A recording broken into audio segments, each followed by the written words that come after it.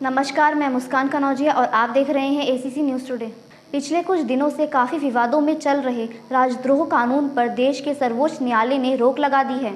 Chief justice NV. Ramana की अगुवाई वाली बेंच में एपीसी की धारा 124(a) के तहत आरोपों सभी लंबित ट्रायल, अपील और कार्रवाई पर तक रोक लगा दी गई है, जब तक केंद्र सरकार इसे री एग्जामिन करने की प्रक्रिया को पूरी नहीं कर लेती। कोर्ट ने कहा है कि राजद्रोह कानून फिलहाल निष्प्रभाव रहेगा। अब इसमें खास बात यह है कि जो लोग पहले से इसके तहत जेल में बंद हैं, वो राहत के लिए कोर्ट का रुख कर सकेंगे। आपको बता दें, राजद्रोह की धारा 124(a) अक्सर चर्चा में रहती है।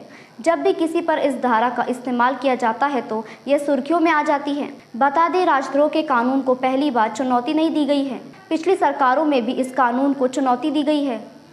पिछले साल सुप्रीम कोर्ट ने केंद्र सरकार से कहा था कि आखिर हम क्यों नहीं इस अंग्रेज़ों के समय में कानून को खत्म नहीं करते हैं, जिसका इस्तेमाल अंग्रेज़ों ने महात्मा गांधी के खिलाफ स्वतंत्रता आंदोलन को दबाने के लिए किया था। जी हाँ, आपने सही पढ़ा, ये कानून अंग्रेज़ों द्वारा ही बनाया गया है। देश में इस कानून का लंबे वक्त से विरोध चल रहा है। विरोध करने वाले लोग तर्क देते हैं कि ये अंग्रेज़ों के ज़माने में बना है। ब्रिटिश शासन में भी साल 1870 में इसे बनाया गया था, यानी कि 152 साल पुराना कानून है। इस कानून का इस्तेमाल अंग्रेज़ी हुकूमत के खिलाफ बगावत करने और विरोध करने वाले लोगों पर किया जाता है। तब इस कानून के तहत कई लोगों को उम्र कैद की सज़ा दी गई थी। देश में पहली बार साल 1851 में बंगाल के एक पत्रकार जोगेंद्र चंद्र बोस पर राजद्रोह बनाया गया था। वो ब्रिटिश सरकार की आर्थिक नीतियों और बाल विवाह के खिलाफ बनाए गए कानून का विरोध कर रहे थे। सरकार के खिलाफ गतिविधि को राजद्रोह कानून के तहत राजद्रोह माना जाता है। भारतीय दंड संहिता के अनुसार धारा 144(a) के तहत अगर कोई व्यक्ति सरकार के खिलाफ कोई लेख लिखता है या ऐसे किसी लेख का समर्थन करता है तो वह राजद्रोह है। इसके अलावा अगर कोई व्यक्ति राष्ट्रीय चिन्हों का अपमान करता है या संविधान को नीचा दिखाने की कोशिश करता है तो वह राजद्रोह है। ऐसा करने वाले व्यक्ति के खिलाफ राजद्रोह कानून के तहत केस दर्ज कर जाता है। देश विरोधी संगठन से किसी भी तरह का संबंध रखने या उसका सहयोग करने वाले के खिलाफ भी राजद्रोह का केस दर्ज हो सकता है। इस कानून के तहत दोषी को 3 साल की सज़ा या जुर्माना या फिर दोनों लगाया जा सकता है। 1870 में बने इस कानून का इस्तेमाल अंग्रेज़ों ने स्वतंत्रता आंदोलन के समय महात्मा गांधी और बाल गंगाधर तिलक जैसे नेताओं के खिलाफ किया था।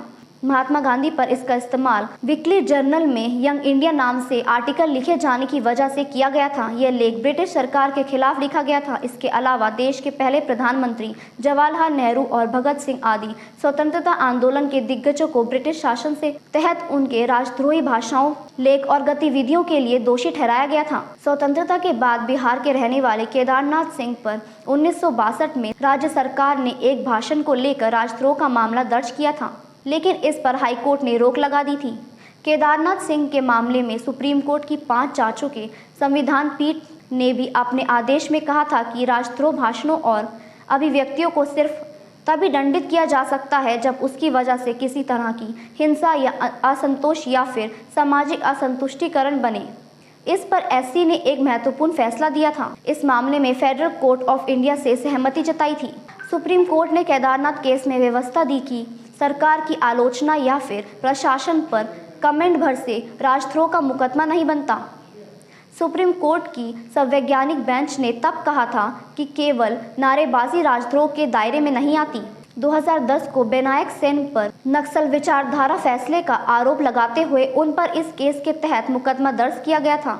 बेनायक के अलावा नारायण सनानी और कोलकाता के बिजनेसमैन पीयूष गुहा को भी देशद्रोह का दोषी पाया गया था। इन्हें उम्र कैद की सज़ा सुनाई गई थी, लेकिन बेनायक सेन को 16 अप्रैल 2011 को सुप्रीम कोर्ट की ओर से जमानत मिल गई थी। 2012 में कार्टूनिस्ट अरीम त्रिवेदी को अपनी साइट पर संविधान से जुड़ी भद्दी और गंदी तस्वीरें पोस्ट करने की वजह से इस कानून के तहत गिरफ्तार किया गया था। यह कार्टून उन्होंने मुंबई में 2011 में भ्रष्टाचार के खिलाफ चलाए गए एक आंदोलन के समय बनाए थे। तो वहीं 2012 में ही तमिलनाडु सरकार ने भी कुंडल कलम पुरमाणु का विरोध करने वाले